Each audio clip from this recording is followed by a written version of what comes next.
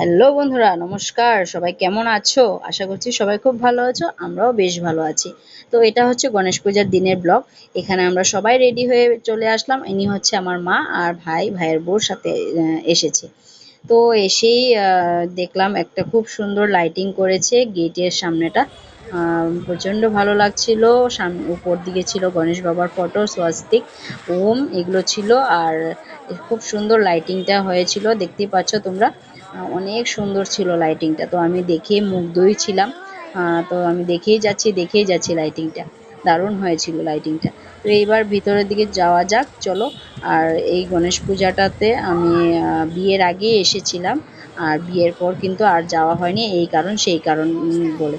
তো এইদিকে সাইডে স্টল বসেছে, ফুচকার স্টল, তার সাথে পপকর্ন, আর এদিকে ফুলের ভাসগুলো আছে সেগুলো নিয়ে বসেছে। খুব সুন্দর লাগছিল, ফুলগুলো অসম্ভব সুন্দর ছিল। অনেক ধরনের স্টল বসেছে, সাইডে অনেক ধরনের লাইটিংও ছিল, কিন্তু সেই লাইটিংটা কিন্তু দারুণ ছিল। তো প্রচণ্ড ভিড় ছিল, লাস্টের দিন ছিল, সেই নবমীর দিন এসেছিলাম। সাইডে আরও ফুলের স্টল ছিল। আর এদিকে আরও অনেক ধরনের লাইটিং লাগিয়েছে। আর তারপর এখানে চলে আসলাম, প্রচণ্ড ভিড় দেখতেই পাচ্ছ মানুষের। এদিকে প্রসাদ বিতরণ হচ্ছে, যেহেতু লাস্টের দিন এসেছি নবমীর দিন, তো সেইখানে সবাইকে প্রসাদ দিচ্ছে। তারপর এবার আস্তে আস্তে ভেতরের দিকে প্রবেশ করছি। আর মণ্ডপটা কিন্তু দূর থেকেই অসম্ভব সুন্দর লাগছিল, তাই না বলো? আর গণেশ পূজাতে এসে আমার খুব ভালো লেগেছে। আর এখানে গার্ড ছিল, সিকিউরিটি ছিল, কারণ যেহেতু প্রচণ্ড ভিড় ভাট্টা ছিল, মানুষ বেশি হলে তো একটু কেচালটা বেশি হয়, তার জন্য একটু সিকিউরিটি ছিল। তো এবার ভেতরের দিকে প্রবেশ করছি। আর প্রচণ্ড গরম ছিল, যেহেতু অনেক ভিড়ের মধ্যে দেখবে মানুষের বেশি ভিড় হলে প্রচণ্ড গরম থাকে। তো তারপরে দিয়ে গণেশ বাবার দর্শনটা করে নিলাম। মূর্তিটা কিন্তু খুব সুন্দর হয়েছিল গণেশ বাবার। খুব ভালো লাগছিল গণেশ বাবার মূর্তিটা। তোমরাও বলবে কমেন্টে গণেশ বাবার মূর্তিটা কেমন হলো। আমাদের এখানে গণেশ পূজাটা কিন্তু খুব ভালো বড় করে হয়, খুব ভালো লাগে। আর এদিকে এবার ফুটো দিয়ে নিচ্ছে ওরা, আমিও দিয়ে নিলাম। তারপর একটু প্রসাদ নিয়ে বেরিয়ে যাওয়া, যেহেতু মানে বাচ্চারা একটু কষ্ট হয় এত ভিড়ের মধ্যে থাকতে। তো ওইদিকে প্রসাদটা নিয়ে নিচ্ছে, প্রসাদ নিয়ে আমরা এবার বেরিয়ে যাব। বেরিয়ে আরও অনেক কিছু দেখার আছে, তো তোমরা সাথে থাকো, ব্লগটা পুরোটা কিন্তু দেখবে। দেখে আমাকে কমেন্ট করে জানাবে কেমন হলো। তো এবার কিছু পিকচার তোমাদের সাথে শেয়ার করলাম। এখানে উঠেছিলাম, এটা হচ্ছে আমার ভাইয়ের মেয়ে। তারপর এখানে প্রসাদ নেওয়ার পর্ব ছিল, লাইনে দাঁড়িয়ে পড়লাম, অনেক লম্বা লাইন ছিল। তো প্রসাদ খেতে কে না ভালোবাসে বলো? আমি তো খুব ভালোবাসি প্রসাদ খেতে। তো এইদিকে প্রসাদ খাওয়ার জন্য লাইনে দাঁড়িয়ে পড়লাম। এবার এক এক করে প্রসাদ সবাইকে দিয়ে দিচ্ছে। খিচুড়ি বানিয়েছিল, তো খিচুড়িটা খুব টেস্টিও হয়েছিল খেতে, দেখতে কিন্তু খুব সুন্দর হয়েছে, খেতেও খুব ভালো হয়েছে। প্রসাদ যেমনই হোক ভালোই লাগে, তাই না বলো? এদিকে প্রসাদটা নিয়ে যাচ্ছে, এক জায়গায় দাঁড়িয়ে খেয়ে নেবো। এদিকে আমার ছোটো বাবুও খেয়ে নিচ্ছে। তারপর আমরা আবার একটু মণ্ডপের দিকে যাব, যেহেতু গরমের মধ্যে তাড়াহুড়ো করে চলে আসলাম।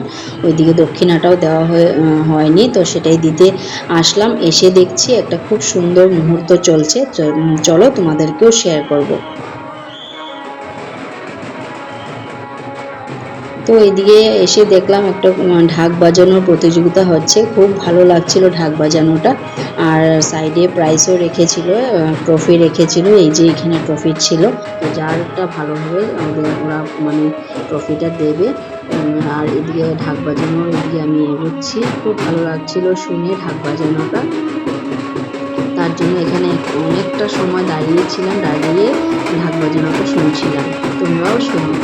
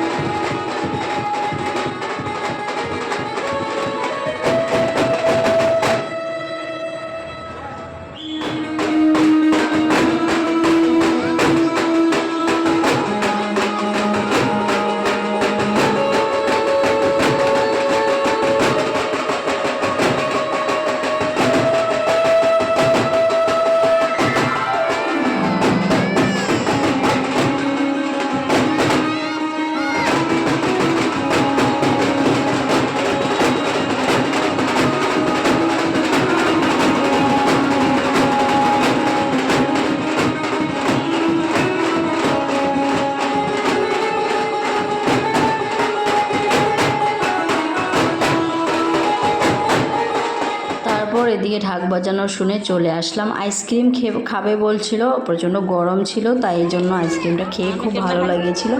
তো তোমরা বলবে ঢাক বাজানোটা কেমন লাগলো। অসম্ভব সুন্দর বাজিয়েছে, ওরা খুব সুন্দর বাজায়। তো ধন্যবাদ ওদেরকে যারা বাজিয়েছে, খুব ভালো লেগেছে। আর এখানে আমার ভাইয়া মেয়েকে একটা ডুগডুগি কিনে দিয়েছি। আর তারপর লাস্টে ফুচকা খেয়ে বাড়িতে চলে যাব। যেহেতু ফুচকা না খেলে তো ঘুরতে এসে যদি তুমি ফুচকাই না খাও তাহলে কিন্তু ঘোরাটা কমপ্লিট হয় না। আর এদিকে লাস্টে আমি ফুচকাটা খেতে দিয়ে দিয়েছি। আমি খাইনি, ওরা খেয়েছে। আমার যেহেতু নিরামিষ ছিল তার জন্য আমি খাইনি, ওরা খেয়েছে। আর এবার ছোটোবাবু দেখবে কিভাবে ফুচকাটা খাবে, অসম্ভব কিউট লাগছিল ওকে। আর এদিকে ফুচকা খেয়ে আমরা এবার বেরিয়ে যাব। তারপর ওকে একটা বুলবুলি কিনে দিয়েছি। আর এখানে বললাম না আগে যে ফুলের ভাসগুলো দেখাবো ভালো করে, খুব সুন্দর লাগছিল ফুলগুলো। এবার আমরা টুকটুকে বসে বাড়ির দিকে রওনা হলাম। আর এবার বাড়িতে গিয়ে ব্লগটা এখানেই শেষ করছি। সবাই ভালো থেকো, সুস্থ থেকো, সাবধানে থেকো। ব্লগটা কেমন লাগলো অবশ্যই জানাবে, ভালো লাগলে শেয়ার করে দিও। টাটা সবাই।